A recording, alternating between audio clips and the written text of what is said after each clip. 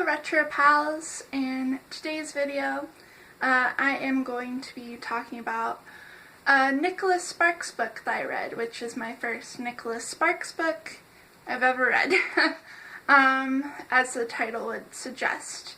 So before I get into this, I want to kind of make a note that I chose one of his least popular novels, which I kind of feel like I should have chose his more popular novel rather than least, but that's fine. And I also have this series, which at first I read, I posted a video, which I'll link it up in the cards, of I have read a Stephen King novel, my first novel, and I had no intentions of making this into a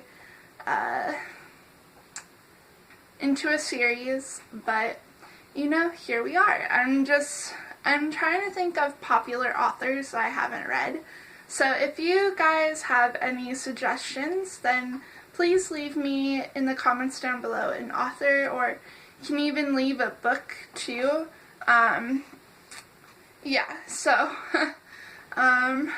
with that being said, let's just get into the video. Also, before I want to note as well that this is all my opinions and it doesn't have to be yours. These are just my personal opinions, and please don't come at me in the comments down below. So yeah, I read True Believer by Nicholas Sparks, and I did not like this book. I gave it like a 1 out of 4 stars, which is pretty low for me. It was just, overall, I really liked the concept. It's about this guy who's a skeptic and a science journalist who specializes in debunking the supernatural, and then he goes into this small town to investigate this local ghostly apparition sighting in a graveyard or a cemetery, and then he meets this girl from that town and they fall in love. That's pretty much what this is about. Yeah, it sounded really interesting, and I'd love to have you know, if he was the skeptic, then she could be the he's the Mulder and she's the Mulder and he's the Scully of the duo, but that really didn't end up happening, I guess. So I wrote some notes down, because I took notes while reading this, so if I look down, that's what I'm reading from. No, this video isn't going to contain spoilers or anything, so if you don't take my word for this book is kind of bad, then feel free to read it. I don't know. So the first thing that I wanted to note was this book did not spark my interest. I just found it really boring, and I actually spaced out a couple of times during reading, and I couldn't get the picture in my mind very much, so I ended up, after 140 pages, I ended up finding the audiobook, which I'll link down below, on YouTube, and that made it 1,000 times better because there was funny voices, and it was just easier for me to hear it. So I did technically read this, but I did listen to it on the audiobook.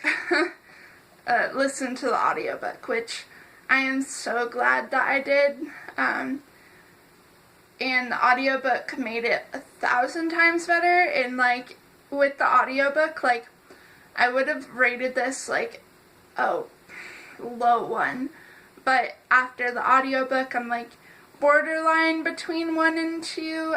Yeah, I don't know, take that with what you will. I noticed while reading this, Nicholas Sparks he plays on stereotypes, and I feel like he does that a lot. I'm not sure. I haven't read any other of his books, but I do own a lot. Like, in this book, it's a small town girl meets a big city man, and I just don't really like that. I don't know. It's just kind of like a overdone stereotype, in my opinion. There was also the fact that, for me, the romance wasn't really interesting, and it wasn't actually there at all. I was expecting it, since Nicholas Sparks is known as, like, a romance author. I thought it was going to be more swoon-worthy and super cute, but it was not like that at all. Like, when I was reading it, like, I didn't even want the characters to, like, be together, because, like, both of them didn't have a personality, and, like, there was no, like, meet cute moments or, like, anything that made me want to root for them to be together. If anything, I thought the love interest, which was the girl, should have been with her small town cop boyfriend, which was the opposition of, or the evil love interest of the two, I guess. I don't know, I feel like they had a better relationship than her and the main character, which was Jeremy. Yeah, and it was also very, very much insta-lovey, which I didn't like very much. I don't really go for insta-lovey. I'd rather have, like, character relationship, like, build-up, rather than, like, a character go, oh, look at her, she's super cute, I love her. And then, like, the girl go, or girl or guy be like, oh my god, look at him, he's so cute, like, wow, I love him. Like, that's just not really realistic to me. Yeah. Also, like I mentioned, the characters aren't really much. They don't really have a lot of character, like, build up and, like, characteristics, I guess. The main part of the main character, Jeremy, he is, like, a big shot journalist, and he loves debunking paranormal occurrences, and he also loves looking at women, and then what else? Oh yeah, he had a really bad marriage, and that's all you really learn. Besides, he has a big family, I guess. Which we'll talk more about the bad marriage briefly in the future of this. Yeah. And then the love interest likes to read, maybe. She's a librarian. She wants to find Mr. Right, and she also plays hard to get, which is kind of annoying. She's very indecisive and compares Jeremy to her past relationships, like, a lot. And she also, like, when they aren't together, she has this, like, she makes up this random marriage proposal from the opposition guy, and, like, because she didn't want to be with Jeremy, which is kind of toxic in my opinion, like, not good at all. Yeah. And then Jeremy, the main guy, like, he has a reasonable bad marriage, like, him and his wife, or ex-wife, were, like, they grew apart because he was constantly working. But then, like, towards the end of the book, you find out that he can't have children, and that's why the relationship ended. So, like, basically, like, changed. And what? I'm sorry, I had to spoil that because, what? Like, you can't do that, Nicholas Sparks. You can't, like, change something in the novel like that. Yeah. Anyways. So, the reason why I did not like this book, to sum it up, is unlikable characters, unlikable relationship, very insta-lovey. Let's see. Some random plot lines that don't make sense. And also the writing is very boring to read through, and it's like basically a snooze fest.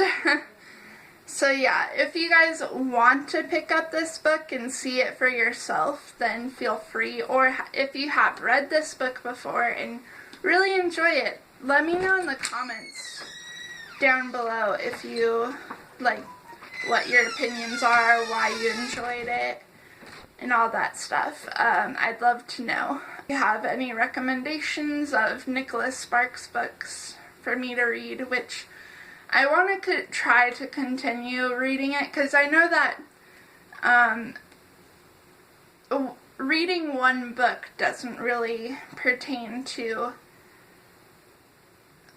who the author is about, I guess. I feel like you need to read more of their work than just one book to really get a feel of the writing style and stuff, so I will definitely be picking up a book by Nicholas Sparks in the future, because when I think about it, Michael Crichton is my favorite author, and the first book I read by him was Jurassic Park, and I really enjoyed it, and I also since then read, like, let's see, the Geronimo Strain, Congo, and Sphere by him, and I didn't really like the Geronimo Strain very much, so the way I think about it is, if I were to read have read the Geronimo Strain back then instead of Jurassic Park, I don't think Michael Crichton would have been my favorite author, but since I started off with Jurassic Park and I read more books since then, he has become my favorite author. So, yeah. Anyways, let me know in the comments down below, like I said, if you enjoyed this book, read it, read other books by him, if you have author suggestions for this series to continue. I'm thinking about doing a Nora Roberts one, Dean Koontz, and Lee Child, and all those famous people. So, yeah. Anyways, if you want, you can like this video, but you don't have to. You can also consider subscribing. I post book-related content, but you do not have to. And yeah, with that being said, I hope you guys have a good day, and also let me know if you like the retro readers? What did I call you? Hi, retro people? I'm not sure. Never mind. I hope you guys have a good day. Bye.